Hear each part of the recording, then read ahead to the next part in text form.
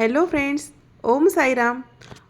मिरचीपासून बनणारा हा आगळा वेगळा पदार्थ याआधी कधी ट्राय केला आहे का? चला तर पटकन आपण याची रेसिपी बघूयात. एका कढईमध्ये 3 चिरलेल्या मिरच्या घेतल्यात, त्यामध्ये लसूण ॲड केला आहे, जिरे, अर्धी चमचा सौंफ छान भाजून घेतलं. भाजत आल्यानंतर तीळ ॲड केले आहेत. आपण तीळ चांगले भाजून घेतले आणि नंतर सर्व मिश्रण एका डिशमध्ये काढून घेतलं. त्यानंतर आपण शेंगदाणे छान खरपूस भाजून घेतले आहेत. लक्षात ठेवा, शेंगदाणे व्यवस्थित भाजायचेत. त्यानंतर परत तो मसाला सगळा परत एकदा भाजून घेतला. नंतर मीठ आणि थोडीशी साखर ॲड करायची. थंड झाल्यानंतर मिश्रण छानपैकी जाडसर थोडंसं कुटायचं आहे. त्यानंतर आपला चपातीचा एक कणकेचा गोळा घ्यायचा आहे, त्याची एक चपाती लाटून घ्यायची आहे.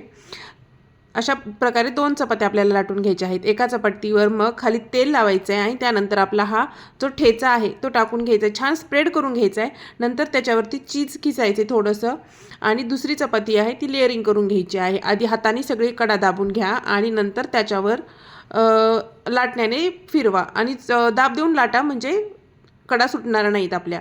आणि त्यानंतर छान गरम झालेल्या तव्यावरती थोडंसं तेल टाकून घ्या आणि छान खरपूस खमंग असा पराठा आपला भाजून घ्यायचा आहे दोन्ही साईडने. आणि नंतर शेवटी त्यावर बटर टाका आणि दह्यासोबत छान असं एन्जॉय करा. चला सबस्क्राईब करा आता.